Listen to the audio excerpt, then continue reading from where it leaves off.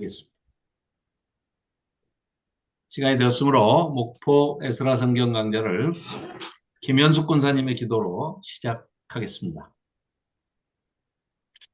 살아계신 하나님, 오늘도 여전히 저희를 불러주셔서 너무나 감사드립니다. 아멘. 열심히 세상 속에서 살다가 또 하나님 말씀 앞에 거룩한 척 아주 그 마음을 가다듬고 이 자리에 또 오게 하신 하나님 감사드립니다. 아멘. 계속해서 요한계시록을 들으면서 아직까지는 참 기쁜 마음으로 듣고 있습니다. 소망하는 마음으로 듣고 있습니다. 또한 하나님, 또 새로운 거 또 듣게 하시고 깨닫게 하시니 너무나 감사드리며 또 우리에게 주시려고 열심으로 하나님 배우고 또 많은 걸 저희들에게 전하고 싶은 욕심으로 하시는 우리 조집사님이 더욱더 함께하여 주셔서 모든 걸 알고 있는 거 하나하나 풀어서 저희들이 쉽게 들을 수 있도록 도와주시옵소서. 이 아멘. 밤도 또 요한계시록 들으면서 하늘의 큰 소망 갖기를 원합니다. 감사드리며 우리 주 예수 그리스도 이름으로 기도합니다. 아멘. 아멘. 네. 그 권사님 기도 중에 방금 말씀하신 내용이 아주 핵심적인 내용이 있는데 지금까지 기쁘게 들으셨다면 계시록을 잘 들으신 겁니다.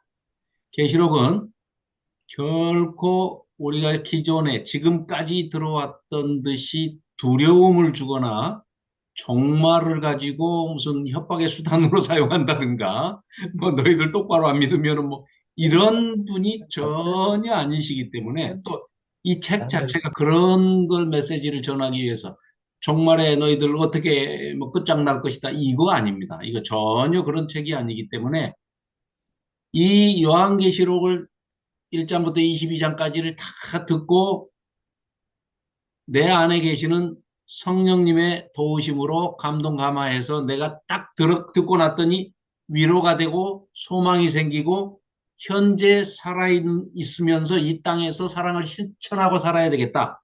믿음과 소망과 사랑이 동시에 다 느껴지고 거기에 회복과 또 구원의 확신과 이런 것들이 딱 마음이 들면 계시록을 바로 읽으시면 됩니다. 근데 계시록을 읽거나 들었는데 두려움이 생겼다. 그 잘못 전달하는 사람도 잘못 전달한 것이고 주석도 해석도 다 잘못된 겁니다.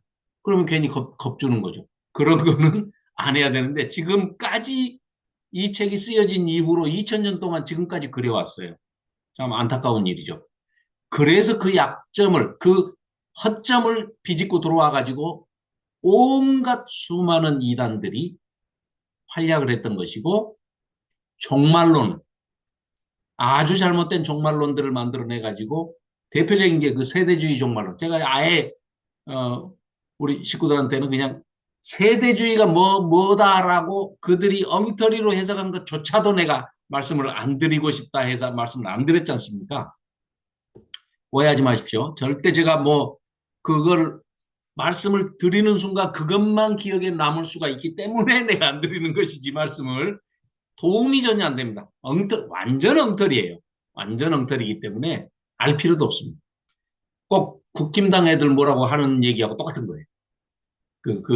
세대주의 종말론 내지는 여러 가지의 우리한테 소개되는 뭐 독일에서 만들어진 뭐 영국에서 만들어진 유럽에서 만들어진 이 뭐 일곱 여덟 가지의 이런 종말론들 다 엉터리입니다.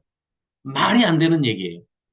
그러면 어떻게 2000년 동안 이 책이 쓰여지고 난 다음에 2000년 동안이나 그렇게 엉터리로 다들 믿어왔느냐? 그게 말이 되느냐?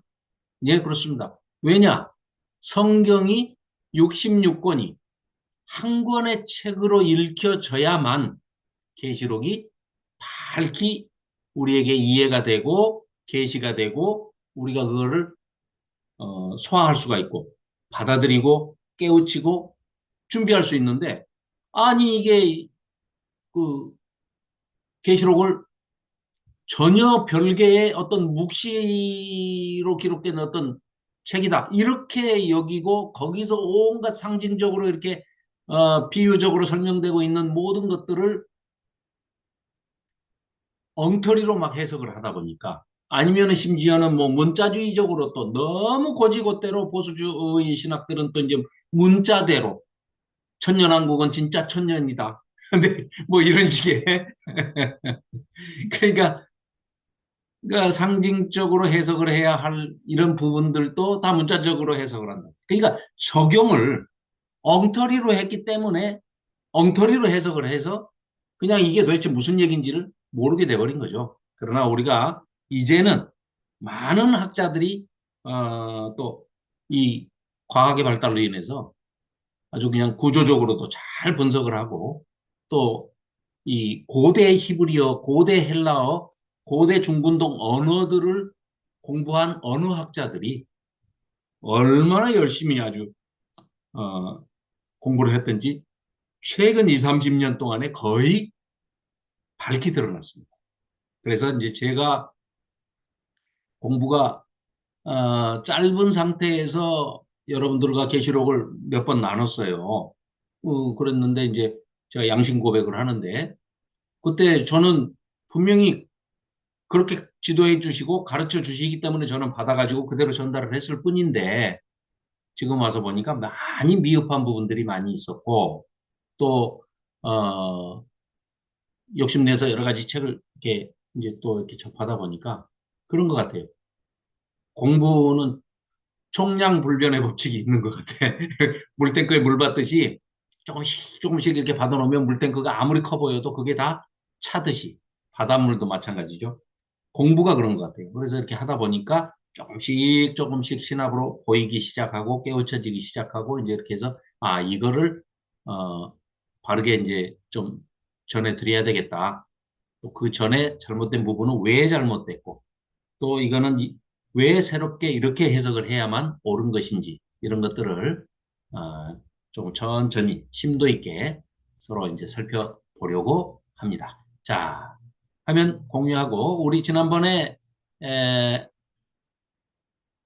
네, 일곱 교회에 대해서 잘 보이시죠? 화면 네, 네. 자, 일곱 교회에 대해서 자, 그러니까 1장, 2장, 3장은 앞에 보세요. 자, 1장은 뭐였어요? 반모섬에 유배된 귀양살이가 한 사도 요한이 주일에 이게 고심에 빠져가지고 반모섬에 있는데 자, 처음부터 한번 볼까요? 보는 게 낫겠네. 자, 이분이 이제 요한 사도입니다. 연세가 뭐 많이 됐죠. AD 90년 이후에 쓰인 책이라고 이제 추정이 되니까 근데 정확한 연도는 몰라요. 또 사도 요한이 썼는지도 모릅니다. 그러나 그런 문제를 지금 논할 건 아니기 때문에 그런 것들은 그냥 뭐 갑론을박 해봐야 아무도 모르는 거기 때문에 의미가 없습니다. 그래서 이제 그건 뭐 우리가 본문을 이해하는 데 있어서 크게 중요하지 않은 거는 그냥 생략하고 넘어가겠습니다. 자, 그렇다고 그래서 여러분들도 막 무슨 뭐 CBS 채널이라든가 C 채널이라든가 뭐 이런 데 이제 들어가서 보면은 요한계시록을 설명하는 분들 아주 유명한 목사님들이 이름이 많이 알려진 연세대 뭐 신학과 교수 뭐 김학철 교수 같은 분들 이렇게 나와가지고 계시록에 대해서 이제 강의를 하고 또 뭐 총신대 교수부터 시작해서 뭐 아무튼 우리나라 신약학의 대가들이라고 하는 교수님들이 나와가지고 얘기하는데 거의 대부분이 요한 사도가 사도 요한이 요한계시록을 쓴 게 아니다 이렇게 얘기를 해요. 이분들은. 그렇다 하더라도 결코 슬퍼하거나 노하지 마시라 이거예요.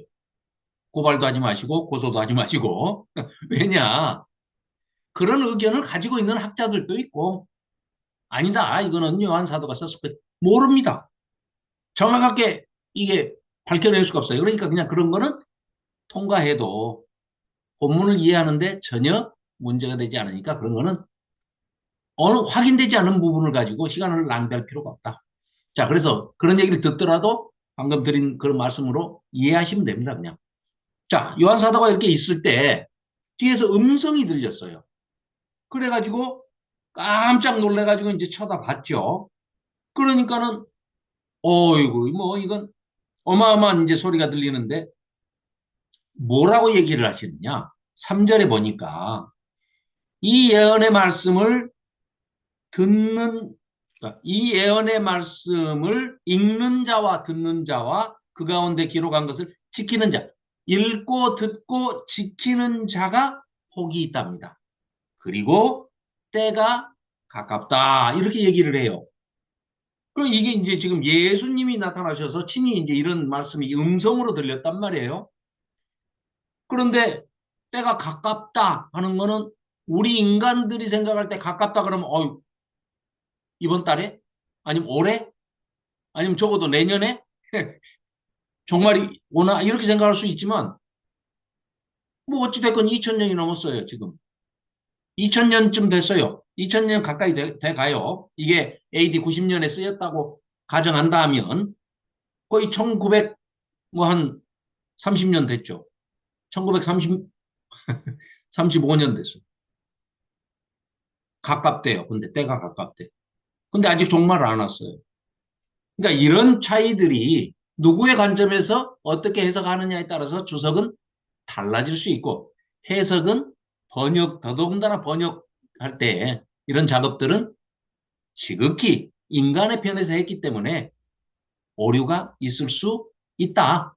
그러니까 그거는 탓할 일이 아니에요. 중요한 중심 메시지, 핵심적인 메시지, 우리에게 들려주고 싶으신 말씀이 무엇인가 이걸 찾는 게 우리가 할 일이죠. 자, 그래서 무슨 얘기냐? 내가 그대로 너에게 보여주기도 하고 말로 설명도 해줄 텐데 내가 너한테 일러준 대로 너는 그대로 기록을 해서 일곱 교회에 보내라 라고 하셨어요. 1장에서. 그러니까 그걸 그대로 예수님이 말씀하신 내용을 그대로 듣고 기록을 해가지고 편지로 보낸 거예요. 그런데 그러니까 첫째는 이 요한계시록의 글의 형식이 뭐라고요? 편지. 편지를 썼으니까. 그래서 일곱 교회가 이 편지를 받아보고 예배 시간에 읽어주면 이걸 예배 예전으로 쓰면서 예배를 드릴 때 사용을 했다는 거예요. 그러니까 자, 첫 번째 편지다. 정답입니다. 자, 두 번째. 그런데 이게 무슨 얘기냐? 지나간 것도 있고 지금 일어나고 있는 일도 있고 앞으로 장차 일어날 수 있는 일, 과거, 현재, 미래를 다 보여주고 말해주고 계시해 주셨기 때문에 성격적으로는 예언 성격을 띠고 있다. 예언서다. 그러니까 요한계시록은 편지다. 서신이다. 오케이. 정답. 요한계시록은 예언서다. 예. 오케이. 정답. 맞습니다. 둘 다 맞아요. 세 번째. 문학적인 장르로는 묵시를 포함한 묵시도 계시의 하나의 종류입니다. 묵시는 좀 가려놓고 완전히 활짝 드러나게 다 펼쳐서 보여주는 것은 계시. 묵시는 일부는 가려놓고 일부만 보여주면서 아는 사람은 알게 하고 모르는 사람은 모르게 그냥 넘어가게 하는 방법이 그런 계시의 방법이 묵시예요, 묵시. 그러니까 아포칼립스 하는 거는 묵시, 계시 다 괜찮아요. 그렇기 때문에 이건 뭐 절대 뭐 요한계시록은 묵시라고 해서는 안 된다. 아니요, 묵시적인 방법이 굉장히 많이 나와요. 그 묵시적인 방법으로 계시한 거죠. 그러니까 포괄된 얘기가 계시예요. 자, 그러니까 이거는 계시록은 말 그대로 계시예요, 계시. 자, 그럼 뭘 계시해 주시느냐? 첫째는 하나님이 어떤 분이시라는 것을 계시해 줍니다. 두 번째는 오늘 4장과 5장을 볼 텐데요. 그 4장이 하나님이 어떤 분이신가를 설명해 주고 있습니다. 5장은 그 하나님으로부터 권세를 받으신 죽임당한 어린 양 예수 그리스도는 어떤 분이시고 무슨 일을 하실 것인가? 우리에게 주시는 메시지가 무엇인가? 이걸 4장, 5장이 밝히고 있는 겁니다. 그러니까 굉장히 중요한 내용이죠. 자, 1장은 그래서 계시의 방법과 이런 것들을 너 어떻게 해라라고 친히 나타나서 일러주신 장면이었고요. 2장, 3장은 우리가 지난번에 살펴봤지만 일곱 교회에 대해서 이 2장, 3장은 종말에 일어날 환상 이런 얘기가 아니었고 소아시아에 있는 일곱 교회 에서버도 사빌라 이 일곱 교회에 예수님께서 보내신 예언적인 권면이었고 책망도 있고 칭찬도 있고 또 소망도 있고 이기는 자에게는 어떻게 해주시겠다 하는 약속도 있었고요. 여러 가지의 내용들이 일곱 교회에 다 있었죠. 그런데 이제 잊지 말아야 될 것은 그 일곱 교회에 주시는 게 그러면 그 당시에 있었던 이 일곱 교회로 대표되는 소아시아 지역에 있는 에서보두 사빌라 이 일곱 교회에만 해당하고 지금 현재 우리 현대 교회에는 해당이 안 되느냐? 그게 아니라는 거죠. 충분히 일곱 교회에 칭찬하시거나 책망하시거나 권면하시거나 뭐 소망을 주시거나 회복의 약속을 하시거나 이런 메시지가 2000년 시간과 공간을 초월해서 지금 요한계시록을 읽고 있는 우리에게도 그대로 해당이 되는 이야기들이다. 왜냐? 이것은 보편적인 이야기고 어느 공동체나 또는 어느 개인이나 두 가지 하나님과 성삼위 하나님과 성부 아버지 하나님과 성자 예수 그리스도와 아니면 성령 하나님 성삼위 하나님과 나와의 관계 혹은 우리 공동체와의 교회와의 관계 이거는 수직적인 관계죠. 이 수직적인 관계와 두 번째는 이 일곱 교회에 묘사돼 있고 교훈을 주고 있고 책망하고 있고 권면을 주고 있는 칭찬하고 있는 소망을 주는 이 모든 2장과 3장에 나오는 이 메시지들이 수평적인 관계 즉 교회 공동체 안에서 나와 너 즉 뭐 하나님께서 제일 먼저 만드신 공동체가 가정이죠. 가정 아담과 하와를 가정을 이루게 하시고 그 둘 사이에서 사랑의 결실로서 자녀가 태어나게 후손이 태어나게 그렇게 창조하셨잖아요. 그래서 그 가정 내에서 가장 가까이 있는 이웃 이 세상에서 가장 가까이 있는 이웃이 배우자죠. 배우자 아내와 남편 그리고 가장 가까운 이웃이 자녀들 부모 자녀들 형제들 그렇죠. 이런 수평적인 관계들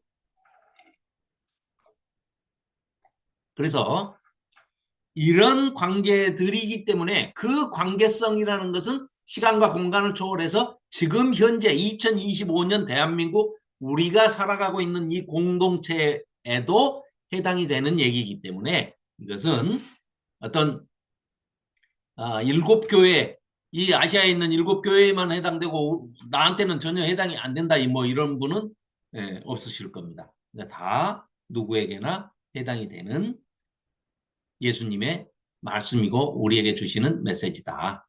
그래서 이 이제 4장 그러니까 이제 자 여기 이 그림을 보시면 요 별표로 돼 있는 게 에서보드 사빌라 이 아시아 지역 그렇죠? 터키 지금의 튀르키예 터키 소아시아 지방에 있는 반모섬에 이제 요 앞에 유배돼 있고요. 그래서 이 길 따라서 이제 이걸 회람하는 문서였고 일곱 교회에 대해서 이제 그런데 제일 먼저 1장에서는 보여주는 게 예수님의 모습이었습니다. 오른손에 일곱 별을 가지고 쥐고 계시고 일곱 금촛대 사이를 거니시는 대제사장의 모습으로 교회를 지키고 있고 돌보고 계시고 교회의 교역자들, 사역자들 또 모든 성도들을 지켜 보호하고 계신다 하는 그림원으로서의 그 딱 장면을 보여주고 있는 거죠. 뭐 아주 여러 그림들이 있습니다. 자, 여기 예수님 옆에 이제 사자가 라이온이 그려져 있죠. 사자. 이 사자는 유다 지파. 창세기 49장에 보면은 유다 지파로 야곱이 축복 기도를 할 때 열두 지파, 열두 아들한테 축복 기도를 할 때 유다 지파를 사자 같다고 비유를 하잖아요. 그래서 유다지파 하면은 사자에 비유되고 그 예수님이 유다지파의 후손으로 오시죠. 그래서 메시아로 오시는 예수 그리스도의 상징 동물이 사자, 라이언. 그런데 놀라운 사실을 또 보여주는데 2장, 3장, 4장에 가면은 4장에 들어가서 오늘 공부할 것에 보면은 예수님이 유다 지파를 상징하는 사자이면서 동시에 죽임당한 어린 양입니다. 그러니까 예수님은요, 사자이면서도 동시에 어린 양이실 수 있는 분이 예수님이십니다. 그런 분이 메시아십니다. 또 성자 예수님은 하나님이시면서 동시에 완벽한 사람이신 분입니다. 또 마찬가지로요.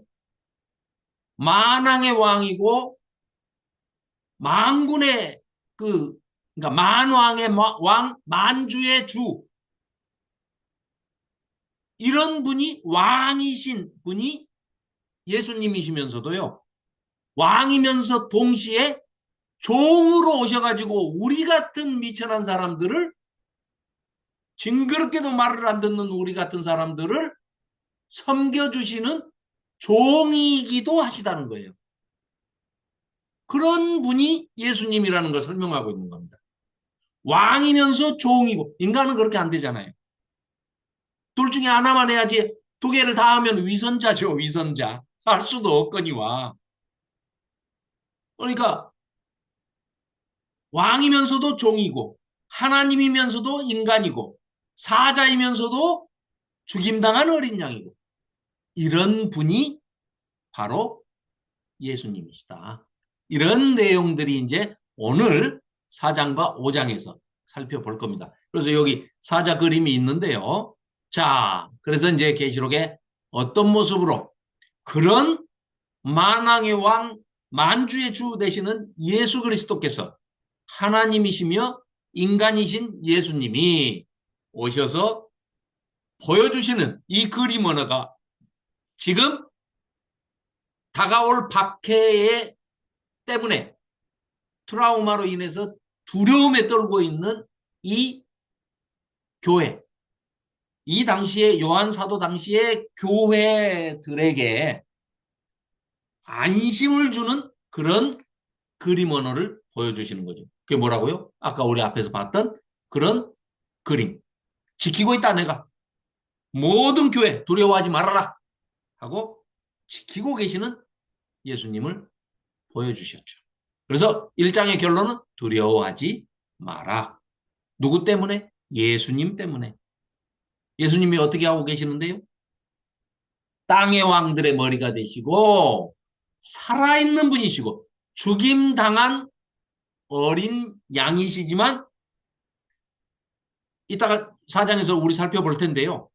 양인데 죽임을 당했어요. 그랬는데 현재 동사용으로 현재 진행형으로 서 계셔. 계속 죽임을 당하시는데 그대로 쓰러지지 않고 서 계셔요.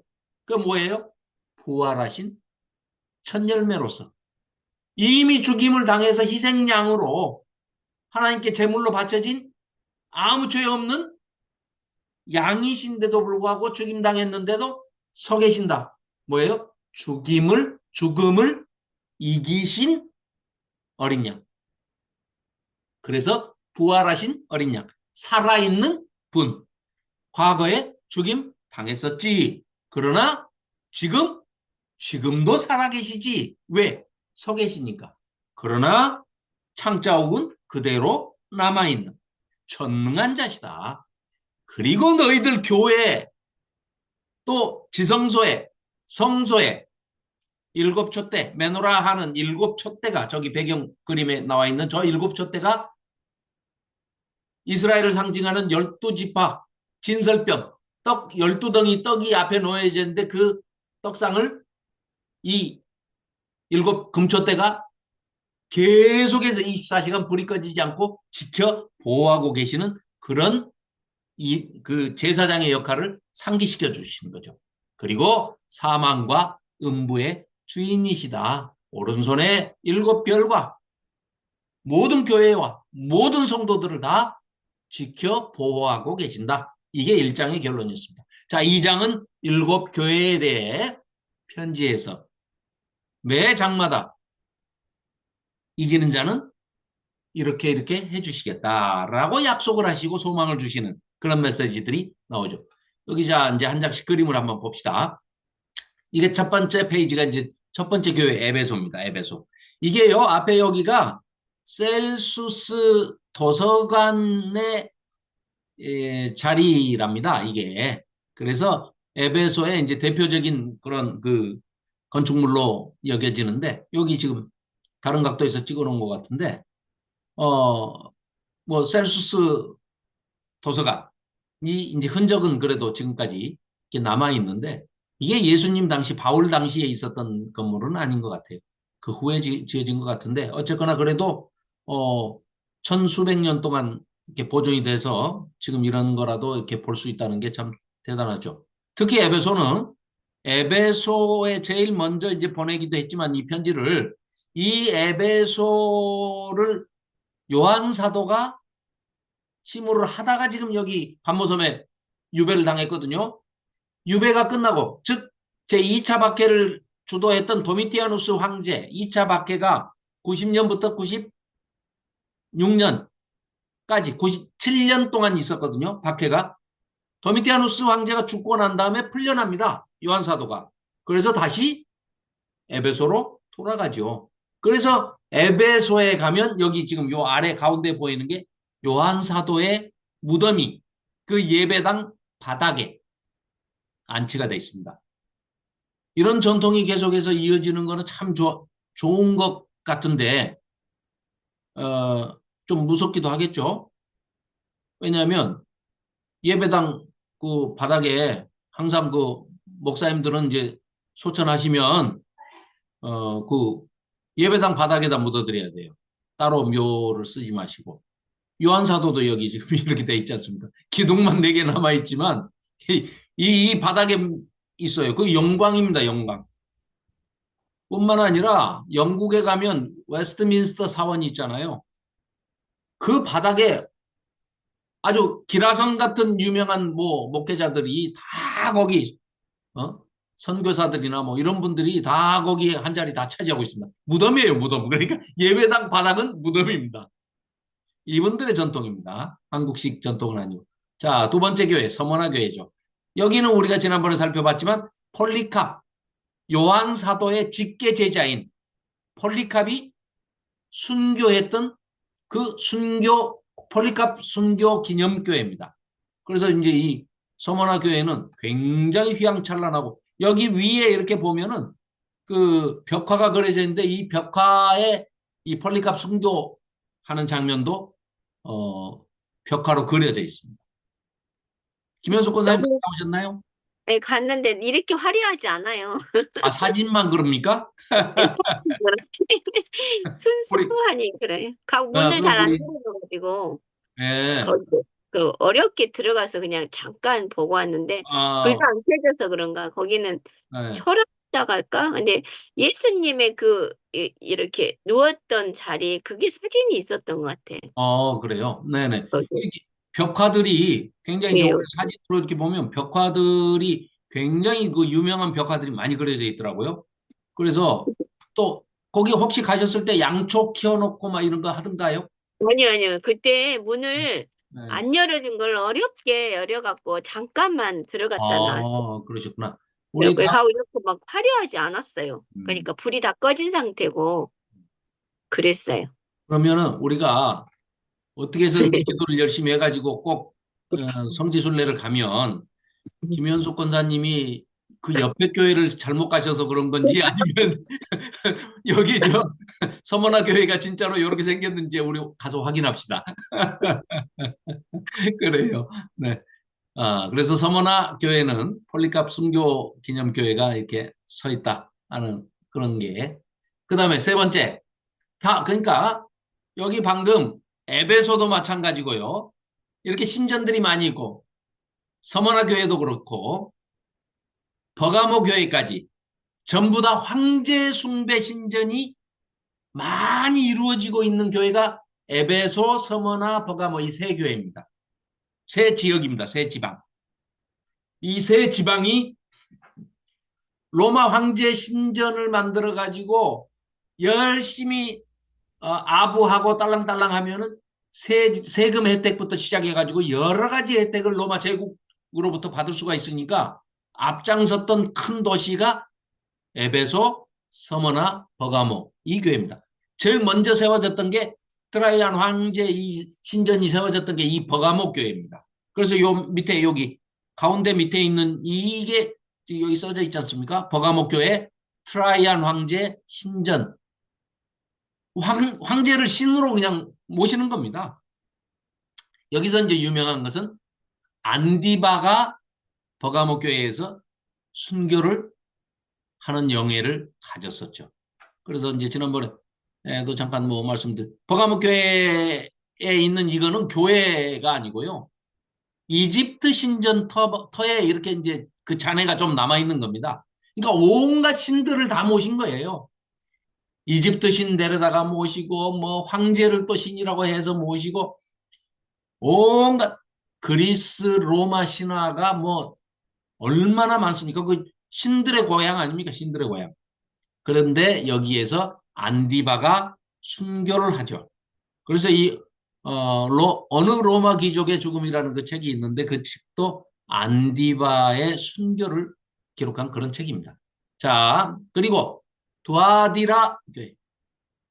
아폴로 신전이 여기 산꼭대기에 있고요. 또, 이세벨. 두아디라 이제 교회도 이세벨의 그 거짓 여선지자를 추종하고 따르고 지혜롭지 못하게 그런 것들을 이제 책망을 하는 그런 장면이 있었죠. 사대교회 마찬가지입니다. 여기는 이제 그 유명한 아데미 신전, 아르테미스, 아데미 신전이 있어. 이 큰 기둥 두 개 있죠. 여기 보이는. 어디서나 보이는 이 큰 기둥 두 개가 이게 사실은 세 개라던데. 아무튼 두 개만 보이는데 어쨌건 이 두 개가 아데미 신전 겁니다. 이거 교회 기둥이 아니고. 그래서 여기는 칭찬이 없어요. 책망만 받은 사대교회인데 이 아데미 신전 그리고 요 밑에 이 조그맣게 지어진 게 이게 교회랍니다. 여기 이제 소개글이 좀 있고 그다음 빌라델피아 이것도 이제 6세기경에 그러니까 뭐 요한 사도가 이걸 글을 쓸 때보다는 뭐 한 500년 넘어 뒤에 이제 건축이 된 사도 요한 기념계 교회 터가 이렇게 기둥이 세 개만 요게 세 개구나 참 요게 아까 4대는 두 개고 요게 이제 세 개, 기둥이 세 개인데 어떤 사진은 꼭 두 개만 남은 것처럼 이렇게 다들 찍혀 있는데 요건 세 개 이제가 보여서 이 사진을 가져왔습니다. 예, 그래서 이제 요렇게 요것만 유물로 이렇게 남아 있는데 그나마 이것도 요한사도 때 것이 아니고 한 500년 뒤에 이렇게 지어졌던 건축물의 그런 잔해만 남아 있습니다. 이제 라오디게아 교회가 마지막 일곱 번째 교회인데 이 근처에는 이제 히에라폴리스라 하는 파묵칼레 지금 이름으로는 파묵칼레 온천이 아주 유명한 온천이 여기 있다고 그래요. 그래서 우리도 이제 언젠가 이 튀르키예 지방 이쪽으로 가서 일곱 교회를 성지순례할 이제 날이 반드시 올 거라고 믿습니다. 그런데 우리가 이게 성지순례하러 가면은 여기다 꼭 우리 발을 담그고 옵시다. 여기 파묵칼레 온천이 아주 유명한. 그래서 라오디게아 뭐라 그래요? 뜨겁지도 차지도 않은 미지근해서 토해내버리겠다. 그러잖아요. 차든지 뜨겁든지 해라 하는 이제 그런 책망을 받았던. 그렇죠? 여기 이 길이 그 당시에 있었던 길이랍니다. 마차가 다니고 이렇게 사람들이 다니고 그랬던 교회, 그랬던 도시입니다. 이 옆에 이게 명품관이랍니다. 김건희를 석방해가지고 여기로 보내서 묶어놔야 되는데 명품이 여기 이게 명품관 거리랍니다. 명품관 거리. 그래가지고 앞에는 참 가게 진열장이 있는 게 아니고 차를 마시는 이렇게 그 호객행위를 상당히 고급지게 하죠. 아무나 와서 차를 마실 수 있게끔 공간을 이렇게 쫙 해놓고 거기서 그 안으로 들어가야 이제 명품이 진열돼 있는 진열장이 나온답니다. 야, 그러니까 2000년 전에도 이런 참 상술들이 참 뛰어났어요. 자, 이렇게 해서 이제 이 에서버드 사빌라 일곱 교회에 이렇게 편지를 해라 하는데 보시면 2장, 3장 일곱 메시지 그대로 전하는 예수님이 불러주시는 대로 듣고 요한계시록의 저자가 이제 이걸 기록을 하는데 공통적인 게 뭐냐? 영어로 얘기하면 고대 영어입니다. 옛날 영어. 성경에 나오는 이제 옛날 고어로서의 영어로 Thus says the Lord 이렇게 얘기를 해요. 그 말은 무슨 얘기냐? 주께서 이렇게 말씀하시기를 하면서 얘기하는 거예요. 그러니까 요한 사도가 됐든 누가 됐든 간에 이 말을 기록하고 전하는 사람은 뭐예요? 어떤 권위를 갖는다고요? 이게 내 말이 아니고 예수님께서 하신 말씀인데 예수님께서 이렇게 말씀하셨어. 그리고 나는 전할 뿐이야. 그러나 신적인 권위를 가지고 전하고 있는 거죠. Thus says the Lord. 이 고 영어지만 옛날 영어지만 이 문장으로 해가지고 그 이 뭡니까? 오라토리오 같은 거, 핸델의 막뭐그 할렐루야 같은 거 이런데 많이 그 인용을 해서 쓰죠. 성경 고어니까. 그래서 이제 우리한테 지금 번역되기는 에베소 교회 사자에게 편지하라 해놓고 이제 그렇게 번역도 하지만 원래 이 뜻은 뭐라고요? 주께서 이렇게 말씀하신다. 또 뭐뭐 하신 이가 이르시되 예수님에 대해서 소개를 하는 거니까 조금씩 다르게 표현하잖아요. 이러신 분이 말씀하시는데 코 아마르 아도나이 히브리어로 이제 이렇게 하면은 주님께서 말씀하시는데 타데 레게이 퀴리오스도 주님 헬라어로 아도나이 또 주님 히브리어로 그런 얘기입니다. 그러면서 이제 본론 얘기할 때는 뭐예요? 제일 먼저 나오는 게 뭐였죠? 내가 너의 행위를 알고 있다. 어이다 타 에르가 수 해가지고 내가 너의 행위를 다 알고 있어. 이런 얘기는 인간은 못하죠. 인간이 어떻게 다 합니까? 누가 무슨 말을 했고 누가 무슨 행동을 했는지 모르잖아요. 이거는 신적인 권위를 하나님이신 예수님께서 선포하실 때 하실 수 있는 예수님이나 가능하고 하나님이나 가능하고 성령 하나님이나 가능한 얘기죠. 내가 너의 행위를 다 알고 있다.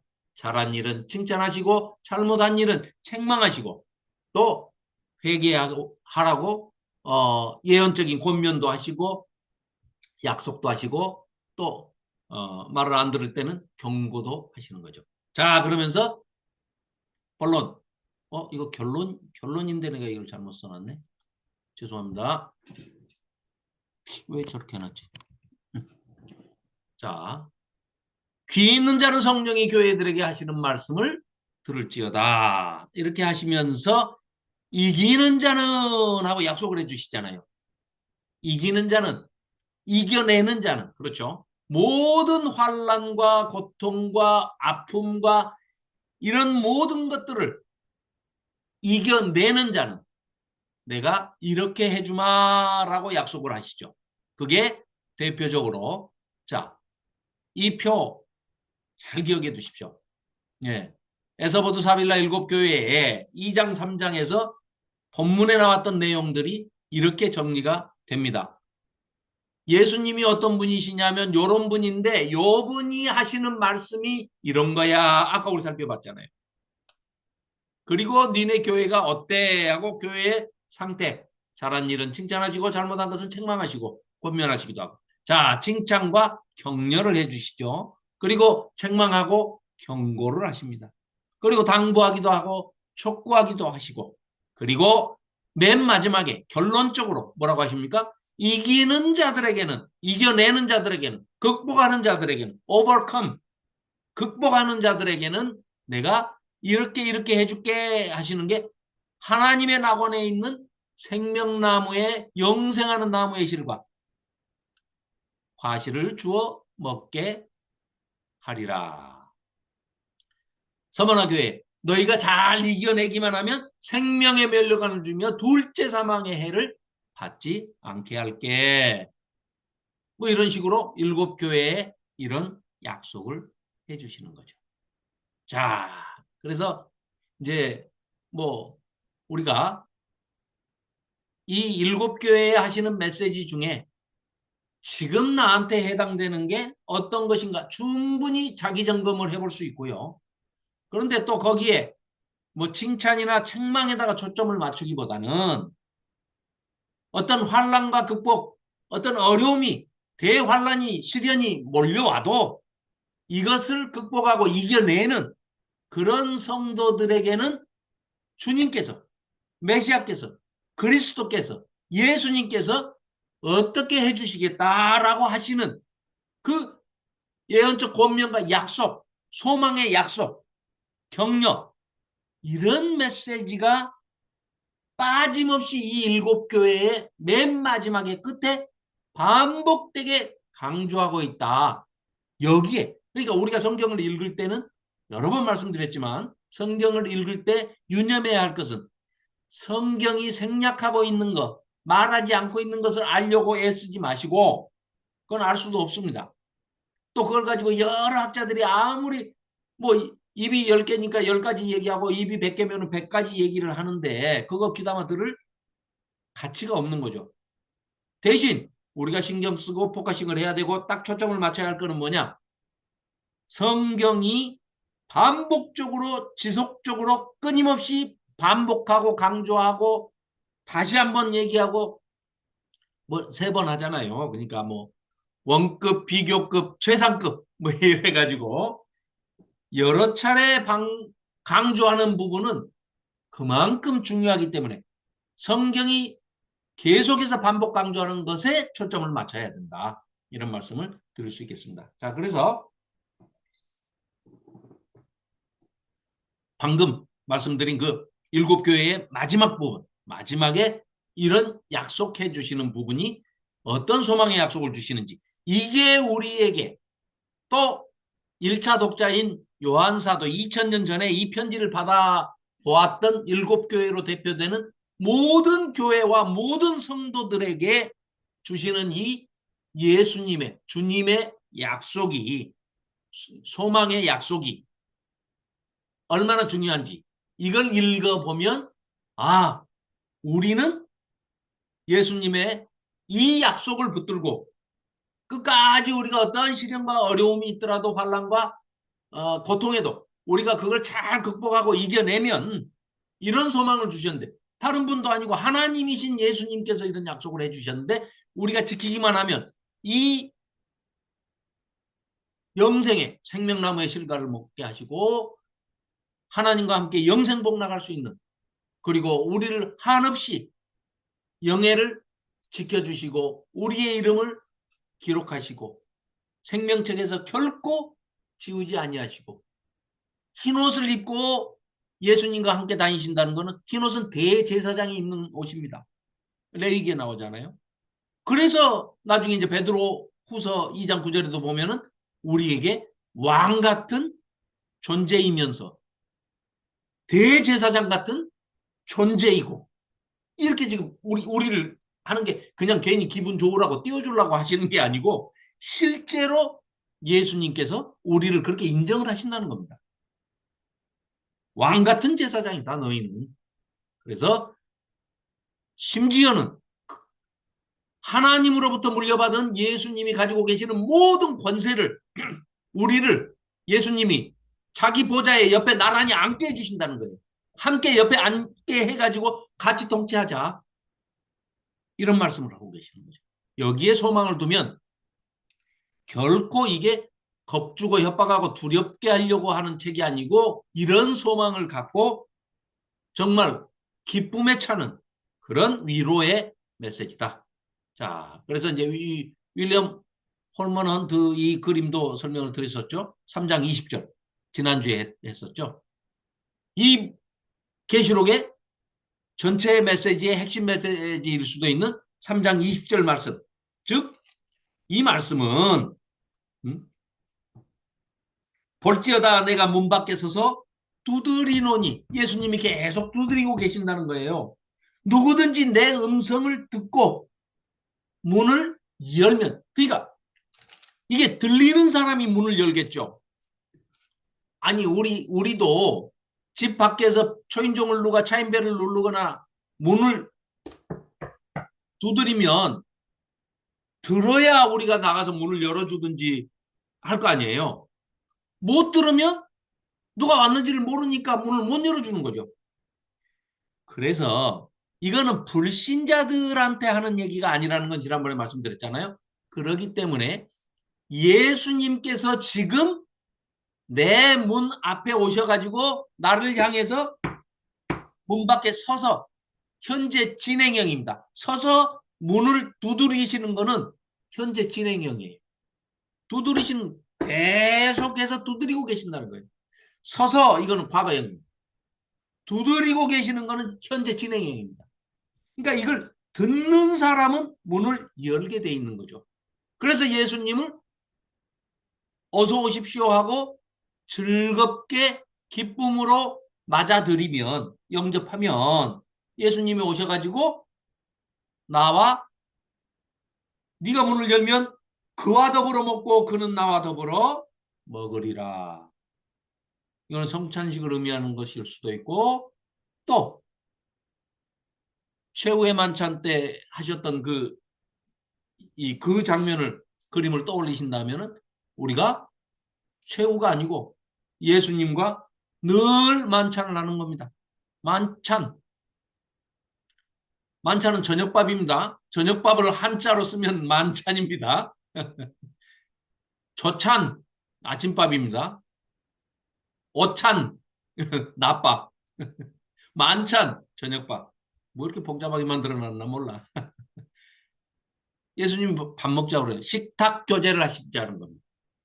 이게 잘못 해석이 되면 큰일 나는 겁니다.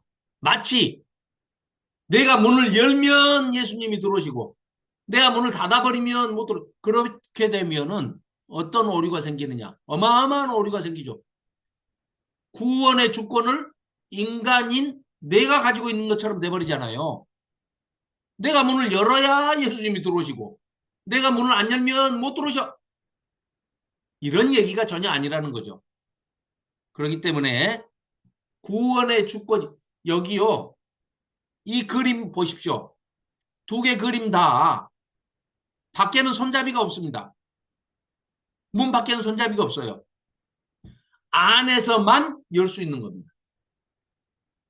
그 말은 예수님께서 우리와 식탁 교제를 하고 싶으셔서 문을 두드리시니까 깨어있는 자는 그 두드리는 소리를 듣고 예수님의 음성을 듣고 환영해야 된다는 얘기죠. 그래야지 이게 구원과 연결시켜가지고 내가 문을 열면 구원을 받고 내가 문을 안 열면 이건 완전히 교리적으로 엉터리가 돼버립니다. 그래서 구원의 주권이 우리에게 있는 것이 아니다. 이건 오해가 없어야 된다. 자, 이제 4장 들어가겠습니다. 4장 1절부터 11절까지. 자, 아까 4장에서 잠깐 설명을 드렸지만 이게 크게 보면 이런 거예요. 4장은 하나님은 거룩하시고 전능하신 창조주시고 시간과 공간을 초월하시는 분이고 또 과거에도 계시고 현재에도 계시고 미래에도 계시는 존재하시는 분이시다. 그런 것을 보여주는 내용이 4장이고 5장은 그분의 아들 하나님 되시는 메시아 되시는 예수 그리스도를 보여주시는 겁니다. 그 예수 그리스도께서 심판주로 오실 것이다. 라는 걸 보여주는 겁니다. 4장, 5장이.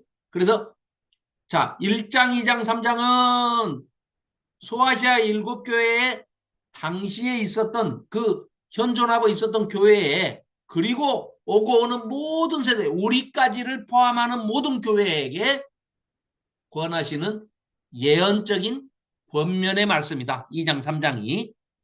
4장, 5장은 방금 말씀드린 대로 이제 4장부터 장차 될 일에 대해서, 그러니까 1, 2, 3장은 첫 번째 환상을 보고 요한 사도가 적은 겁니다. 4장 이후는 두 번째 환상을 보고 적은 거예요. 그러니까 자, 읽으면서 설명을 해 나가겠습니다.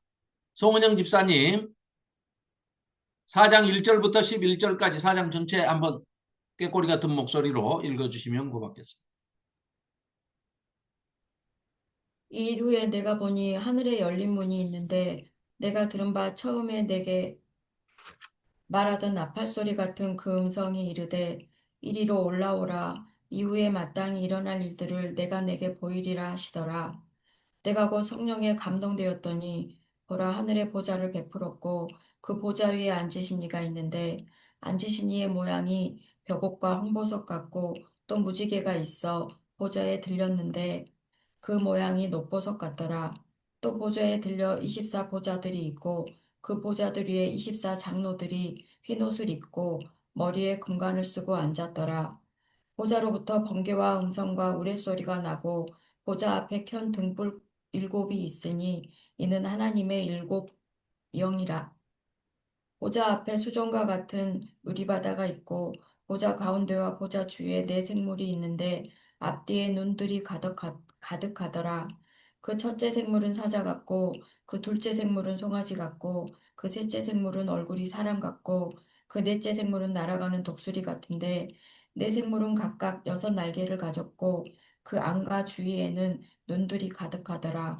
그들이 밤낮 쉬지 않고 이르기를 거룩하다 거룩하다 거룩하다 주 하나님 곧 전능하신 이여 전에도 계셨고 어, 이제도 계시고 장차 오실 이시라 하고 그 생물들이 보좌에 앉으사 세세토록 살아 계시는 이에게 영광과 존귀와 감사를 돌릴 때에 24 장로들이 보좌에 앉으신 이 앞에 엎드려 세세토록 살아 계시는 이에게 경배하고 자기의 관을 보좌 앞에 제가 뭐가 찢어졌어요. 응? 이르되 우리 주 하나님이여 영광과 존귀와 권능을 받으시는 것이 합당하오니 주께서 만물을 지으신지라 만물이 주의 뜻대로 있었고 또 지으심을 받았나이다 하더라. 아멘. 아멘. 네, 뭐라고요? 읽다가 마시고. 예, 이쪽 부분이 세 글자가 지워져 있어가지고 저번에 힘을 너무 공부할 많이 때 묻혀가지고 지워졌나 보구나. 아니요 저번에 그 집사님이랑 우리 한 번 공부할 때 지웠나 봐요. 아, 그랬어요? 그렇군요. 네. 자, 사장. 사장은 이게 이제 어마어마한 이야기인데요. 무슨 얘기냐? 하나님이 계시는 곳. 자, 바울도 잠깐 얘기를 할래다가 만 적이 있어요. 바울 서신에 보면 내가 삼층천에 올라간 적이 있는데 이렇게 삼층천이라고 이제 했어요. 이들이 이제 이렇게 뭘 이렇게 장소를 구분할 때 삼분할하는 거는 굉장히 유대인들은 그 익숙한 거예요. 왜냐하면 어 하나님의 성소 자체가 밖에 이제 뜰이 있어요. 뜰. 뭐 여인의 뜰, 이방인의 뜰 해가지고 뜰이 있어요. 그 다음에 좀 더 홀리한 데로 들어가면 그게 성소예요. 거기서 또 더 깊이 들어가면 지성소. 하나님의 언약궤가 있는 곳. 그러니까 장소를 이렇게 세 개로 구분해요. 에덴도 마찬가지예요. 에덴 동산이 제일 지성소에 해당하는 거고, 그 다음에 에덴 근처. 그 에덴 동산에서 쫓겨나가지고 이제 이렇게 나온 이쪽이 이제 이를테면 성소 같은 데고, 지성소, 성소, 그 다음에 이제 나머지 온 세상, 예레츠, 땅, 이렇게 하고, 신의 산에서 하나님이 강림하셨을 때 하나님의 임재 아래, 어, 뭡니까? 모세가 율법을 받으러 올라가잖아요, 신의 산에. 그때 올라갈 때는 모세가 여호수아 몸종 하나만 데리고 쉽게 얘기하면 모세 혼자 올라간 거예요. 하나님을 뵈야 되니까. 이를테면 지성소죠. 산 기슭 중간에 다가는 장로들은 거기에다 머물게 하죠. 당신들은 여기까지 있어라. 그 다음에 백성들은 어때요? 시내산 저 아래 평지 맨 아래 그냥 맨 땅에 있죠.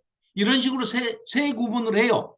그래서 이제 삼층천 하늘도 눈에 보이는 하늘 이게 이제 그냥 하늘이고 그 하늘을 대기권을 뚫고 나가면은 어딘가에 성소 같은 것이 있고 그걸 뚫고 더 나가면 뭐가 있다고 생각해요, 이들은? 하나님이 계시는 곳, 지성소 같은 곳이 있다. 그게 삼층천이에요. 거기를 바울이 갔었는데 라고 하다가 말을 안 해버려요. 그거는 그 공간은 시간과 공간을 초월한 쉽게 얘기하면 알아듣기 쉽게 얘기하자면 비유하자면 차원이 다르다는 거죠. 우리는 지금 3차원에 살고 있잖아요. 여기에 차원이 한 차원 내지 두 차원만 더해줘도 우리가 이해를 못해요. 3차원에서 4차원만 넘어가고 5차원으로만 넘어가도 이해를 잘 못하는데 수학자들이 뭐 얘기하는 것은 뭐 11차원에서 13차원 뭐 이런 거 얘기를 하거든요. 상상 불가입니다. 그러니까 그 말하기 좋아하는 바울도 뭐라고 얘기하냐면 내가 3층짜리 가서 봤는데 너희들 말해줘봤자 몰라. 나 얘기 안 할래 하고 끝나버립니다. 그걸 지금 이 요한사도는 올라가서 본 거예요. 그 사장에서 본 겁니다. 뭘 봤느냐? 3층천에 가서 이 어마어마한 하나님의 어전, 하나님의 성전, 그 하나님을 찬양하고 예배하는 그 광경을 인간으로서 요한사도가 보고 그걸 기록한 겁니다. 그게 이제 4장부터 시작이 되는데 사실은 이제 아까 1장, 2장, 3장이 첫 번째 환상이고 여기서부터가 이제 두 번째 환상이 되는 거죠. 이 두 번째 환상을 보기 시작하는데 자 봅시다. 4장 1절에 보세요. 이 일 후에라는 것은 뭔 일 후에 이 일 후에가 뭔데 무슨 일 후에 이 얘기는 1장, 2장, 3장에서 내가 첫 번째 환상을 보고 난 다음에 내가 두 번째 환상을 보니 이 말입니다. 지금 예, 쉽죠? 그래서 뭘 보게 됐냐면 내가 두 번째 환상을 보게 됐는데 이때는 나를 그냥 하늘로 그냥 데리고 가시더라. 그런데 그걸 우리 이해하기 좋게 하늘에 뭐 저런 문이 있겠어요? 여기 위에 그 앞에 그림처럼 저렇게 문을 그려놨는데 이게 인간입니다. 3차원에 사는 우리 인간들이 저걸 안 봤을 거예요. 다른 걸 봤을 거예요. 그런데 하여튼 하늘에 문이 있어. 문. 그래가지고 그 문으로 샥 하고 땅과 어떤 뭐라 할까요? 현실 세계와 이상 세계의 그 경계? 뭐 그런 거랄까요? 천상 세계와 지상 세계를 나누는 그런 경계. 어? 내지는 영화에 보면 그런 거 많이 나오죠. 물 같은 게 수직벽으로 이렇게 쫙 있는데 몸이 여기 있다가 고개만 쓱 집어넣어 보니까 저 안에는 미래 세계야. 여기는 현실 세계고. 그러다가 쇽 가죠. 그 우주 게이트, 우주문. 그래서 이제 요렇게 화가가 그려놓은 겁니다. 왼쪽에 창문같이 그려놓고 내가 저기로 요한이 저기로 해가지고 하늘로 올라갔다. 뭐 저 문이 어떻게 생겼냐. 하나도 중요하지 않습니다. 다만 중요한 것은 저 문이라는 것이 어떤 역할을 하느냐. 그래서 이 문을 통해서 요한사도가 올라갔는데 거기에 들어가서 뭘 받느냐. 이게 중요하지. 문이 어떻게 생겼냐. 왜 저 따위로 그려놨냐. 이거 너무 노하지 마십시오. 그냥 한계입니다. 우리 3차원에서 사는 사람, 인간들의 한계고 실제로는 바울도 설명하기를 포기했던 어마어마한 세상을 본 거죠. 왜? 이 땅에는 없는 것. 하나님께 속한 하나님이 임재하고 계시는 천상, 어전, 하늘 삼층천에서 일어나고 있는 하나님을 찬양하고 예배하는 그 광경을 본 겁니다. 그랬더니 어떤 일이 있었느냐? 이게 굉장히 중요합니다. 왜냐하면 이 어전 광경이 하늘 어전 광경이 3번 나오거든요. 3번 나오는데 이 3번이 여기 이제 앞으로 살펴보면 일곱인, 일곱 나팔, 일곱 대접 이렇게 나와요.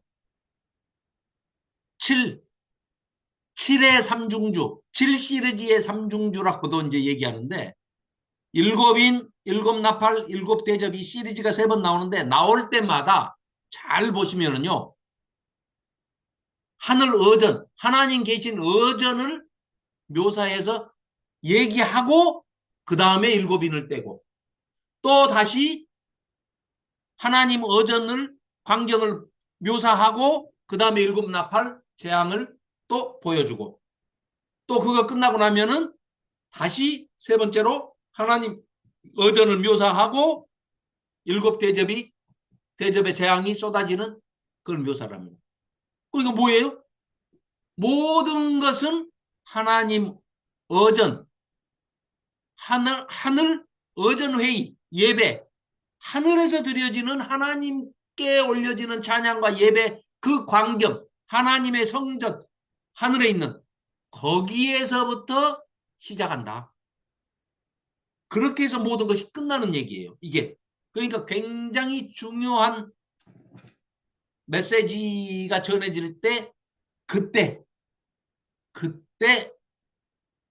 어전을 소개하고 있다. 즉 그 말은 이 보좌를 그러니까 하나님 보좌를 4장 3절부터 이제 우리 오늘 방금 읽으신 모든 내용이 3절에 보십시오. 3절 2절 곧 내가 성령에 감동되어 가지고 보라 하늘의 보좌를 베풀었고 그 보좌 위에 앉으신 이가 있는데 누가 하나님. 자, 그 앉으신 이의 모양이 벼곡과 홍보석 같고 또 무지개가 있고 보좌에 둘렸는데 그 모양이 녹보석 같더라. 휘황찬란한 보좌다 이 말이죠. 이 뭐 보석의 이름이 중요한 게 아니죠. 그죠? 또 보좌에 둘러 24보좌들이 있었답니다. 24개의 보좌가 있었는데 그 보좌에 24장로들이 흰옷을 입고 머리에는 금관을 쓰고 거기 앉아 있더라는 거예요. 이름은 안 나옵니다. 그러니까 몰라요. 누군지는 모릅니다. 자, 그런데 이제 그러니까 이거에 대해서 24장로가 누구냐라고 얘기를 하면 이제 어떤 학자들은 또 이렇게도 얘기해요. 12지파와 신약에 가서 12사도가 12 더하기 12 하니까 합해서 24장로 이렇게 표현한 것이다. 이렇게 주장하는 학자도 있습니다. 그거 맞다 틀리다 얘기할 수가 없어요. 자, 전에는 이제 이렇게 표현을 했어요. 노 목사님께서. 지금도 그렇게 말씀을 하시던데 그 말도 안 되는 얘기다. 요한 사도가 여기 지금 올라가서 이걸 보고 있는데 12사도 중에서 혼자 유일하게 살아가지고 지금 여기 올라가서 보고 있는데 어떻게 24보좌에 그 12사도 중에 한 사람인 요한 사도가 여기 있는데 그게 24장로가 될 수가 있느냐. 그러니까 말이 안 된다 그랬어요. 근데 제가 오늘 생각해 보니까요. 말이 돼요. 말이 될 수 있어요. 왜냐? 하나님의 능력을 너무 무시하신 거야. 너무 폄하하신 거예요. 왜냐? 지금 살아있는 요한 사도가 올라가서 봤다 손 치더라도 그 보여지는 광경은 먼 미래에 일어날 일을 지금 보여주고 있을 수 있잖아요. 그러면 이스라엘의 12지파와 예수님이 또 신약시대에서 예수님께서 직접 고르신 12명의 사도들 충분히 그럴 수 있다. 그럼 그거에 대해서 서로 각자의 생각만, 노 목사님은 노 목사님 생각을 얘기하시고 나는 내 생각을 얘기한다 하면은 안 되잖아요. 서로 자기 주장만 하면. 성경적 근거를 대라. 제가 되겠습니다. 21장으로 가보십시다. 21장, 저 뒤에 21장, 맨 마지막에서 한 장 빼놓고 21장으로 가봅시다. 21장 12절을 한번 보세요. 그러니까 본문 밖에서 찾아가지고 하면은 논쟁밖에 안 되는데 본문 안에서 찾아가지고 얘기를 하면 근거가 됩니다.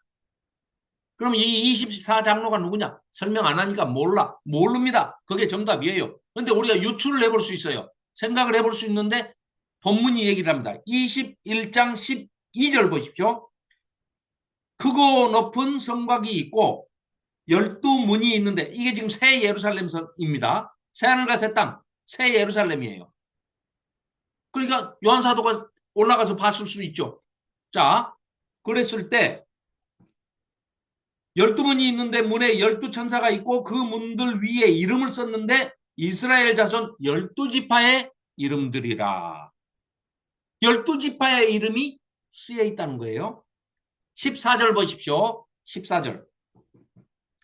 그 성의 성곽에는 12기초석이 있답니다. 이번에는 기초석이에요. 아까는 12개의 문이었습니다. 문, 게이트, 문. 이번에는 기초석이 있답니다. 기초석이 있고 그 위에는 어린 양의 12사도, 예수님이죠. 예수님의 12사도의 12 이름이 있더라. 이스라엘의 12지파 플러스 예수님의 12제자, 12사도, 12를, 완전수 12를 두 번 더해서 24장로는 신구약을 막론하고 하나님의 백성을 모두 포함해서 일컫는 말이 24장로겠구나. 이렇게 해석을 하는 것이 합리적인 해석이고 이게 바른 해석이 될 것이다. 그래서 노 목사님한테 이렇게 한번 제가 말씀을 건의를 드려보고 싶습니다. 이게 요한이 여기 지금 보고 있는데 어떻게 그 요한이 24장로에 들 수가 있느냐라는 생각은 아니죠. 지금 올라갔지만 장래의 일을 보여주면 가능한 얘기죠. 다들 동의를 별로 안 하시는 눈치여서 넘어가겠습니다. 네가 무엇이 간데 감히 노 목사님한테 도전을 하느냐 이런 표정이셔서 자 그렇게 해서 4장 이제 계속 보겠습니다. 그러니까 아까 말씀드린 그러니까 이 어전 광경 자체가 굉장히 뭐 영광이고 휘황찬란하고 신비스럽고 막 거룩하고 이제 이런 것들을 다 보여주는데 결국은 이 광경이 이 4장에서 보여주는 이 광경이 결국은 나중에 우리의 예배, 우리의 예전, 헬라어로는 리투기아라고 하는데 여기에서 그래서 예배 모범이 나온 것이다. 이렇게 말씀드릴 수 있습니다. 자, 그래서 보겠습니다. 자, 5절입니다. 보좌로부터 번개와 음성과 우레소리가 나고 소리가 이제 음향 효과가 있습니다. 항상 하나님의 임재, 하나님이 나타나시면 시내산 꼭대기에 율법을 주시기 위해서 모세를 불러 올려가지고 하나님이 시내산 꼭대기에 임재하셨잖아요. 그때도 이런 단어들을 쓰고 있습니다. 번개와 소리, 여기는 지금 음성이라고 해놨는데 사실은 소리죠, 소리. 번개와 소리와 우레소리와 지진과 뭐 이제 점점 막 한 개씩 더 음향 효과가 막 더해져요. 나중에 보면. 예. 번개, 소리, 천둥, 지진 막 엄청납니다. 이런 것들이. 자, 보좌 앞에 수정과 같은 유리바다가 있고 보좌 가운데와 보좌 주위에 네 생물이 있는데 앞뒤에 눈들이 가득하더라. 눈이 가득하다는 것은 뭐겠어요? 하나님의 그러니까 전지전능하시는 모든 것을 다 살펴보시는 하나님, 성령 하나님, 성자 예수님, 성부 하나님을 묘사하는 그런 그 비유적인 표현이죠. 비유적인 표현. 자, 그렇게 해서 논들이 가득하더라. 이 내생물은요, 사실은 우리 그 저 에스겔서에서 한번 케루빔 나왔잖아요. 케루빔. 사방면으로 얼굴이 다 다른데, 자, 7절. 첫째 생물은 사자 같고, 사자는 뭐죠? 맹수, 야수, 그 뭐죠? 그, 와일드 필드, 뭐라고 그러죠? 와일더니스. 그러니까 그, 가축 말고, 모든 짐승인데, 그냥 그, 자연에 살고 있는 짐승들. 그 백수의 왕, 백수죠, 백수. 그러니까, 사자가 넘버 원이죠. 둘째 생물은 송아지 같고, 송아지 같다는 건 이제 그 새끼고, 크면은 소가 되죠. 소는 가축을 대표하는 거죠. 인간에게 도움을 주는 이로운 가축의 대명사. 그리고 셋째 생물은 만물의 영장인 인간, 사람. 그 얼굴이 사람 같고, 그 넷째 생물은 공중에서 제일 대표 으뜸가는 맹금류, 독수리 같은데, 그러니까 사자 같고 소 같고 사람 같고 독수리 같은 것이지 사람은 아니에요. 또 독수리도 아니고 송아지도 아니고 사자도 아닙니다. 같다고 그랬어요. 그런데 네 생물이 각각 날개가 또 6개씩 있대요. 6날개를 가졌고 그 안과 주위에는 눈들이 또 이것도 가득하답니다. 참, 그래서 이걸 어떻게 설명하기가 어렵습니다. 그림으로 보는 수밖에 없습니다. 그래서 자, 사장에 보면 이제 사장을 마저 읽어봅시다. 자, 8절에 들어가서 8절에 보시면 네 생물은 각각 6날개를 가졌고 그 안과 주위에는 눈들이 가득하더라. 그들이 밤낮 쉬지 않고 이르기를 뭐라고 이제 창화하느냐? 거룩하다, 거룩하다, 거룩하다. 3번 연속 나오네요. 거룩하다, 거룩하다, 거룩하다. 주 하나님 곧 전능하신 이여 전에도 계셨고 이제도 계시고 장차 오실 이. 자, 전에도 계셨고는 과거죠. 또 이제도 계시고 현재죠. 장차 오실 이 미래. 3가지 시제가 지금 이 8절에는 다 나오잖아요. 그런데 거의 대부분의 한글 번역본을 보면은요. 4장 전체를 과거형으로 해서 번역을 해놨습니다. 이거는 잘못된 겁니다.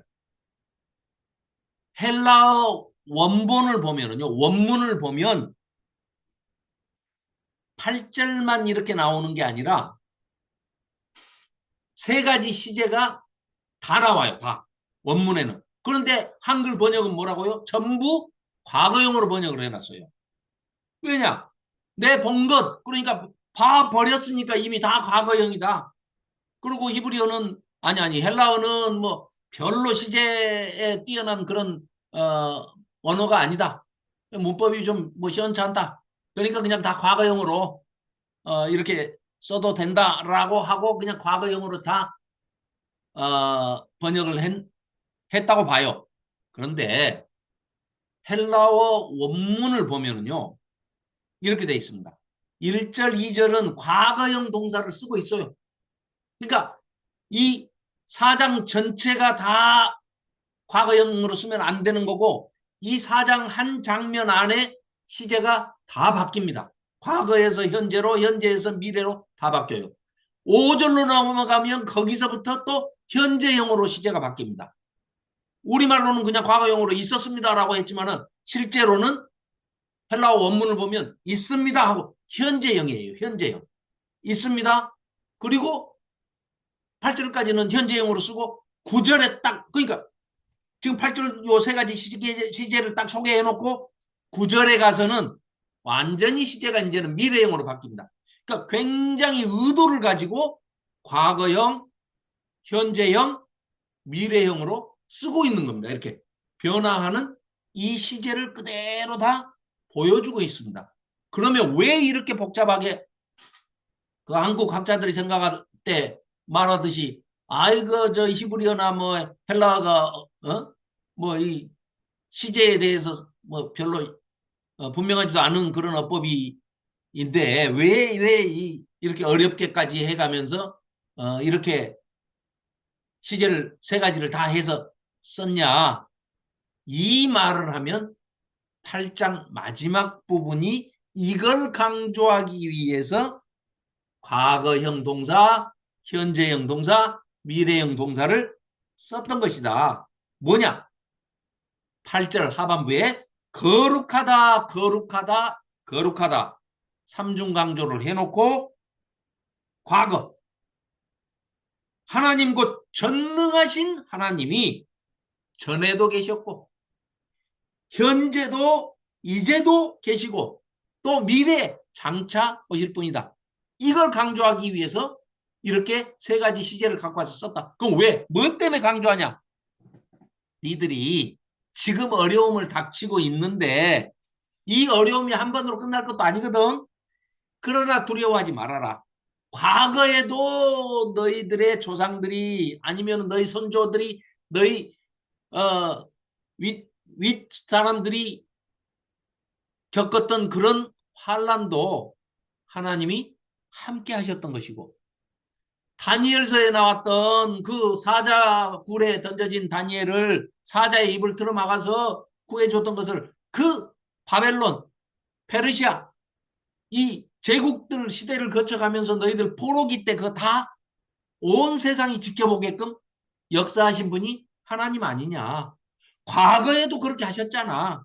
그런 분이 지금도 살아계셔서 그렇게 하시고 계신다. 봐라, 봤지 않냐. 촛대, 금촛대 사이를 거닐고 계시고 일곱 별을 손에 쥐고 계시는 예수님 모습을 봤지 않냐. 지금도 그렇게 하고 계시고 앞으로도 너희들이 환란을 겪을 때 걱정하지 마라. 미래에 닥치는 환란도 이겨내. 순교 두려워하지 마라.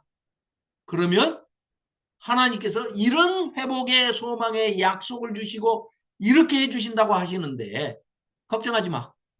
그러니까 이 지금 현재 이런 어려움에 처해 있는 악이 득세하고 있고 못된 놈들이 저렇게 옛날 바벨론은 안 그렇습니까? 아유 우리는 이스라엘 백성이고 하나님의 성전이 여기 있는 예루살렘에 살고 있는데 저 못된 아수르가 다 우리를 다 죽이는데도 하나님 돼가지고 가만히 보고만 계시고 아수르 편을 들어주시고 바벨론 편 들어주시고 세상에 이럴 수가 있습니까? 이랬었는데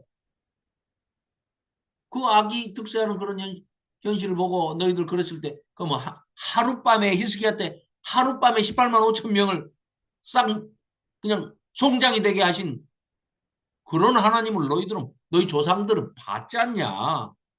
그러니 소망을 붙들고 이 냉혹하고 잔혹한 현실을 싸워서 이겨라. 어? 절대 흔들리면 안 된다. 살아 계신다. 하나님이 살아 계신다. 왜 살아 계시냐? 전에도 계셨고 지금도 계시니까 지금도 살아 계시니까 앞으로도 너희들을 지켜 주실 것이다. 그리고 조금만 기다려.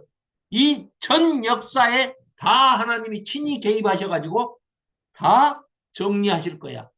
걱정하지 마. 곧 예수님이 재림하신다. 이 소망의 메시지를 준 겁니다. 문제는 그게 2000년이 걸릴지는 사실은 몰랐으니까 이렇게 하는 것이지. 그리고 그 2000년이 우리한테나 2000년이지. 하나님한테는 우리가 세고 있는 이 2000년이 아니잖아요. 3차원에 매여 계시는 하나님이 아니시기 때문에. 네. 이런 얘기를 우리가 봐야 된다. 자, 앞에 지금 우리가 이제 이게 다 읽었는데요. 읽어서 사장의 모습이 이렇습니다. 사실은 이 그림을 자세히 보십시오. 내생물이 이렇게 있다고 그렸고요. 이 보석으로 휘황찬란한 모습으로 이렇게 하나님 의자가 이제 이렇게 돼 있고. 요거 24장 요 아래 요 아까 뭐라 그랬죠? 우리 21장 12절하고 14절을 보니까 12문은 12지파. 열두 기초석은 예수님의 열두 사도 뭐 이렇게 돼 있잖아요. 그리고 요 뒤에 있는 사람들은 지금 찬양하고 있는 겁니다. 다 입 벌리고 있잖아요. 마스크 안 쓰고. 이거 하품하고 있는 거 아닙니다. 자, 이게 사장의 모습입니다. 하나님의 어자를 보고 똑같은 광경을 그려와라 했더니 다 달라요. 100명이면 100명이 다 다르게 그립니다. 자, 그래서 이제 여기서부터는 5장인데 왜 이게 4장이 됐지? 뭐 아무튼 네.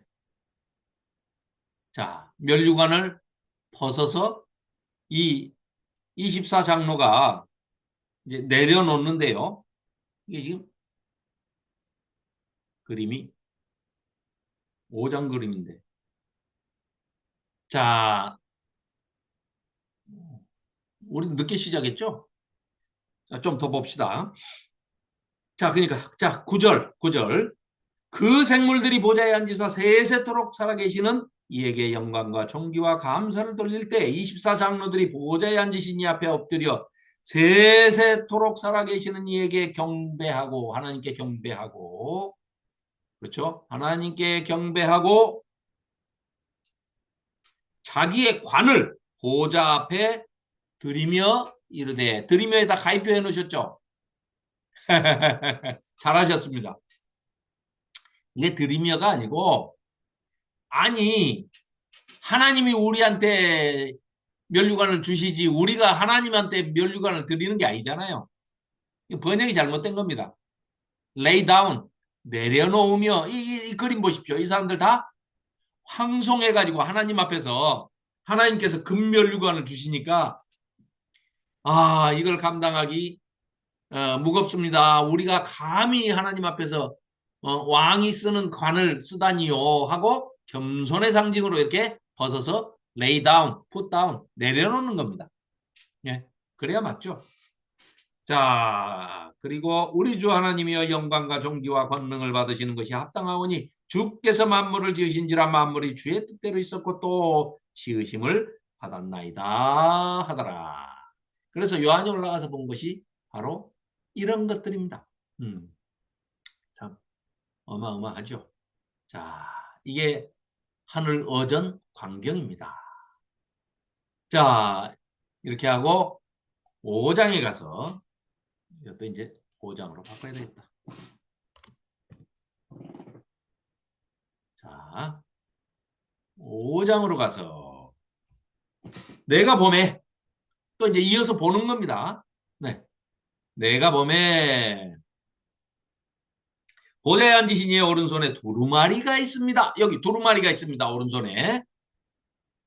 두루마리가 있는데 안팎으로 쏟고 에스겔서에도 보니까 두루마리에 안팎으로 글이 쓰였더라 하는 대목이 나오잖아요. 그죠? 자, 안팎으로 쏟고 7인으로 봉해졌답니다. 이렇게. 옛날에는 이제 촌농을 떨어뜨려 가지고 인장반지나 뭐 이런 걸로 꾹 눌러서 이렇게 딱 봉해버리면 누군가가 이거를 떼서 열어볼 권위를 가진, 권세를 가진 사람만이 열어보는 것이지 이거를 한번 떼버리면 저 촌농이나 거기에 이제 임금 같으면 옥새 역할을 하는 반지 있지 않습니까? 인장 반지. 그걸로 이렇게 꾹 누르면은 그 조각된 것처럼 이렇게 꾹 문양이 찍힌단 말이죠. 그러니까 저건 아무나 뗄 수가 없는 것을 지금 상징하고 있는 거죠. 그래서 7인으로 봉해졌어요. 또 보니까 힘 있는 천사가 큰 음성으로 외칩니다. 어유 힘 있는 천사가 여기 나타났어요. 앞에 그림에. 이 힘 있는 천사가 큰 음성으로 외치기를 누가 그 두루마리를 펴며 그 인을 떼기에 합당하냐 외쳤습니다. 그러니까 무슨 얘기예요? 이 7인으로 봉한 두루마리를 자격이 있는 사람이 떼내기만 하면 지금 저 요한사도 입장에서는 하늘에 올라가가지고 저 어전에 하나님 계시는 그 주변에 24장로부터 시작해가지고 막 휘황찬란한 보석과 무지개와 막 찬양을 하는 하나님 거룩하다고 막 찬양을 하는 이런 것을 봤어요. 봤고 지금 이 지상 현실에서는 박해가 이제 막 올 조짐이 보이고 두려움에 떨고 있는데 저걸 빨리 열어야 저 두루마리를 빨리 봉해진 걸 열어야만 뭔 일이 일어나도 일어날 거고 우리한테는 좋은 일이 우리를 보호해주고 막아주고 지켜주는 그런 일들이 일어날 것 같은데 뗄 사람이 없는 거예요. 뗄 사람이. 그러니 요한사도 입장에서는 얼마나 답답하겠습니까? 뗄 사람이 없는 거예요. 그래서 하늘 위에나 3절입니다. 하늘 위에나 땅 위에나 땅 아래 능히 그 두루마리를 펴거나 보거나 할 자가 없더라. 요한이 생각할 때 그러더라는 거예요. 그래서 그 4절입니다. 그 두루마리를 펴거나 보거나 하기에 합당한 자가 보이지 않으니까 내가 요한 사도가 크게 울었답니다. 얼마나 답답했으면 울었겠습니까? 아, 이 두루마리를 열어야 저 못된 놈들, 저 로마 압제에서 저 적대자들을 전부 그냥 이 두루마리를 열면서 나타나가지고 다 심판을 시작하셔야 되는데 왜 이걸 뗄 뿐이 없을까? 뗄 뿐이 하고 울었는데 장로 중에 한 사람이 내게 요한 사도에게 말하되 울지 마라. 유다 지파의 사자 아까 말씀드렸죠. 유다 지파의 상징 동물이 라이온 사자입니다. 사자. 다윗의 뿌리가 이겼어요. 왜? 다윗 왕가를 하나님께서 영원히 세워주시겠다고 그 왕조를 세워주시겠다고 그 다이너스티를 세워주시겠다고 약속하셨지 않습니까? 선포하셨지 않습니까? 그래서 그 두루마리가 그 일곱인을 누가요? 유다 지파의 그 사자로 상징되는 유다 지파의 다윗의 뿌리 후손이 이겼으니 저걸 떼겠지. 뗄 거야. 예수님을 가리키는 거죠. 그러면서 그 예수님을 뭐라고 묘사를 하고 있느냐? 5절. 내가 또 보니 보좌와 내 생물과 장로들 사이에 거기 지금 하늘 어전 그 아까 사진 아니 뭐죠? 그림. 이 그림. 여기 가운데에서 갑자기 누가 나타나시냐면 짠. 예수님이 나타나신 것 같은데 어린 양으로 나타나신 거예요. 옆에는 지금 창자국이 나 있고 핏자국이 그대로 있는데 서 계세요. 죽임당한 어린 양이신데 눈이 7개입니다. 7이라는 수는 완전수고 뿔도 7개입니다. 권세를 상징하는 뿔이 7개.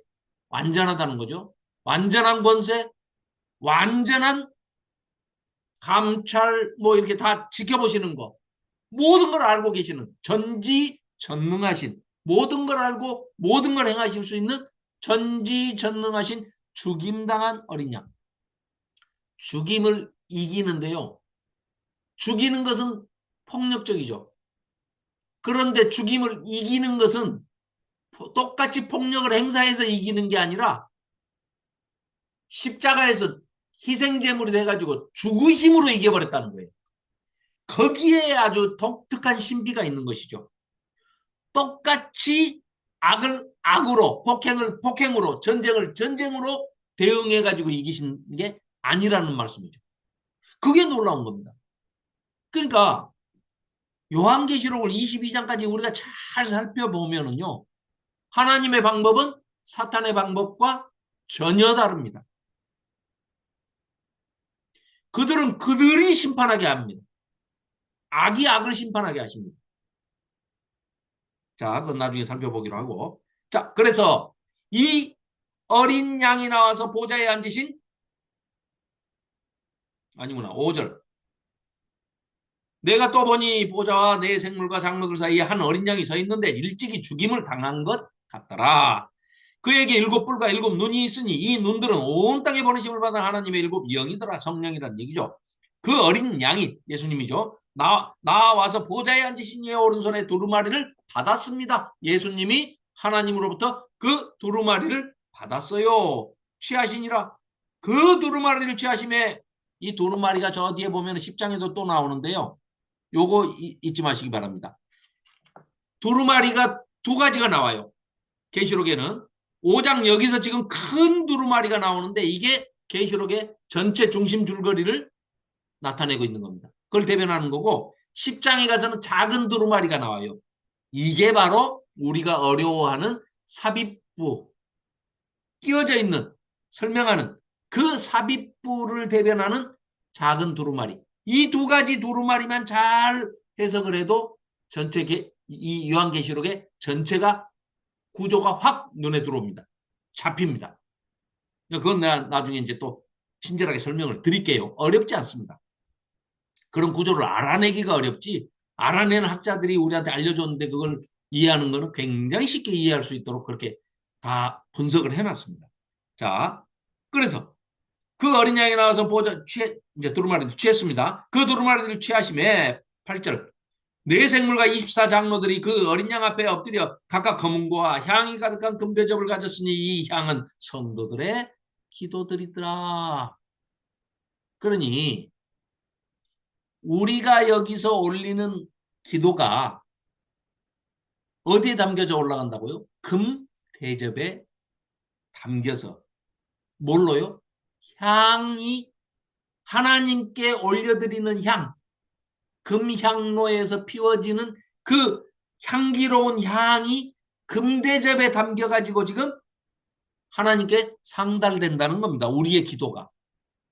그러면 우리가 기도의 내용이 얼마나 우리가 심사숙고하고 신중하게 생각을 하고 기도를 해야 되는지가 나오는 거죠.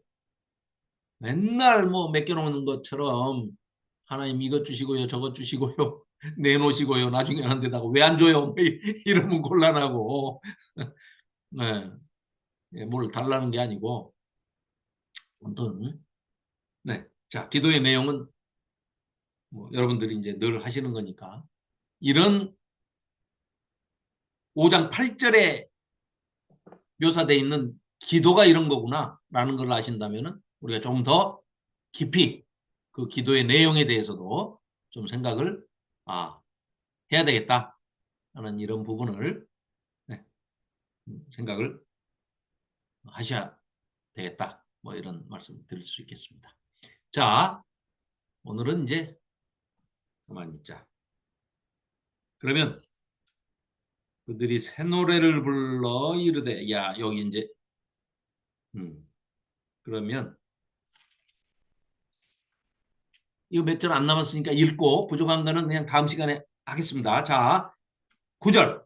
그들이 새 노래를 불러 이르되 두루마리를 가지고 그 인봉을 떼기에 합당하시도다. 이제 예수님을 찬양하는 겁니다. 그러니까 아까 제가 서두에 말씀드렸죠. 사장은 하나님을 보여드리는 거고 5장은 이 두루마리를 떼실 분은 예수님밖에 안 계시는데 그 예수님을 심판주로서의 예수님을 우리에게 보여주고 설명해주고 계시해주는 내용이 5장이다. 이렇게 딱 정리하시면 됩니다. 4장은 하나님, 5장은 구속하신 어린 양 예수님, 4장은 창조하신 창조주 되시는 하나님, 5장은 구속주 되시는 구원주 되시는 하나님, 심판주 되시는 예수님, 구원주 되시는 예수님, 심판주 되시는 예수님. 이렇게 생각하시면 되죠. 자, 그들 일찍이 죽임을 당하사 각 족속과 방언과 백성과 나라 가운데서 사람들을 피로 사서 하나님께 드리시고 그들로 우리 하나님 앞에서 나라와 제사장들을 삼으셨으니 그들이 땅에서 왕 노릇, 그래서 왕 같은 제사장, 그렇죠, 하리로다 하더라. 내가 또 보고 들음에, 여기 지금 하늘에 올라가서 아까 4장에서 그 하늘 문이 열려가지고 거기로 이제 올라갔잖아요. 그래서 어전의 일을 보는 겁니다. 그 광경을 보고 예수님께서 두루마리를 취해가지고 두루마리를 이제 읽기 바로 직전의 상황인데 찬양을 하는 거예요. 그 어린 양을 찬양하는 새 노래를 부르고 있는 겁니다. 또 내가 보고 들음에 보좌와 생물들과 장로들을 둘러선 많은 천사의 음성이 있으니 그 수가 만만이요 천천이라, 무지하게 많더라는 얘기죠. 큰 음성으로 이르되 죽임을 당하신 어린 양은 능력과 부와 지혜와 힘과 존귀와 영광과 찬송을 받으시기에 합당하도다 하더라. 내가 또 들으니 하늘 위에와 땅 위에와 땅 아래와 바다 위에와 또 그 가운데 모든 피조물이 이르되 보좌에 앉으신 이와 어린 양에게, 보좌에 앉으신 이 하나님, 어린 양 예수님에게 찬송과 존귀와 영광과 권능을 세세토록 돌릴지어다 하니 네 생물이 케루빔이 이르되 아멘하고 장로들은 또 엎드려서 경배하더라. 어전 예배 광경이고 찬양 광경이고 이 5장에서 이런 하늘의 모습이 보여진 것입니다. 자, 좀 더 부족한 내용들은 다시 설명을 드리도록 하고요. 자, 이제 다음 주에는 인을 떼기 시작하는 이제 6장부터 여기서부터 이제 본격적으로 종말에 일어날 일들을 보여주는데 이게 문자적으로 해석은 안 되는 게 여기 이런 것들이 전부 상징적이고 또 은유적이고 묵시의 방법으로 계시적으로 보여주는 이런 것들이 6장에서부터 시작이 됩니다. 그래서 다음 주에는 이 5장 뒷부분 좀 마저 더 설명을 드리고 그리고 이어서 6장부터 7장 이제부터 이제 시작되는 장차될 일 이런 것들을 살펴보도록 하겠습니다. 자, 오늘은 여기서 마치고 너무 시간도 딱 맞네. 그죠? 우리가 한 10분에 시작했으니까. 자, 제가 기도하고 마치도록 하겠습니다. 하나님 아버지 베풀어 주신 사랑과 은혜와 진리에 감사를 드립니다. 오늘은 주신 말씀 요한계시록 4장과 5장을 살펴보았습니다.